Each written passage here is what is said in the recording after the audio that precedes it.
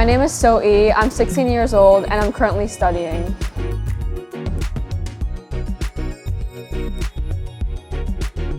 I started climbing when I was 12 years old. I watched a YouTube video and I asked my dad to go climbing. It was love at first sight. Like the different body movements, the way I just like hung off the wall. It was a very attractive sport to me.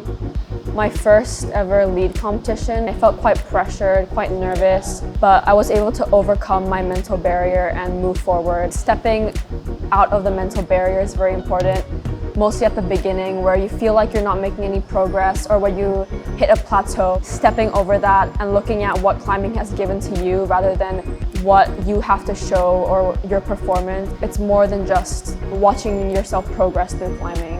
I want to get into the finals for the World Youth Championships. I want to climb more outdoors, finish the grade of like an 8A. The Singapore climbing community is very supportive. When I first stepped into the climbing community, I felt like I was the worst out of everyone, but the people around me constantly supported me no matter how I performed, how I climbed, and I feel like anyone who's nervous to try climbing should not be nervous because everyone starts off as a beginner.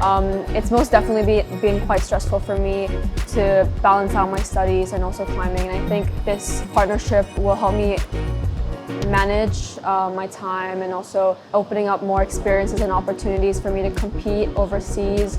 It's a good facility to help me train and progress further in my climbing career. Currently, I train around 4 to 5 times a week. Twice is SNC, which is strength and conditioning, and twice is with my personal coach, Akmal. I think it's been over a year since I started climbing with Akmal, and I noticed that not only physically but mentally I was becoming stronger with his training. I've learned so much about myself and I'm constantly learning about myself every single time I train with him. I think Project Sen chose me because there's more to go in my climbing journey. Like Brooke Rabbitoo because I've seen the way she climbs and she almost like dances on the wall. She's very flowy and I aspire to climb like that. I think I'm more of a static climber. When it often comes to dynamic moves, I try to find ways in which I can static it. So yeah. Ooh, that's so hard. Lead, I love lead.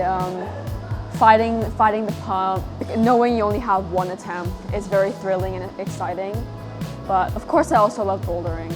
Heel hooks, I love heel hooks. I will heel hook anything. Give me the smallest tile and I will heel hook it. I love heel hooks. I dislike toe hooks.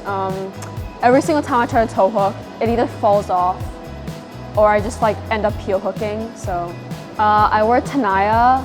I've tried other climbing shoes before, but they're just too stiff for me. Tokyo powder is very soft. It's got that nice texture and it like sticks to your fingers. There's always gonna be people who don't believe in what you can do, or there are gonna be people who say you can't do something, but in the end, like, you just have to believe in yourself and know that you are capable of doing the things that you wanna do and just blocking it out and moving forward, even if it's hard, you know?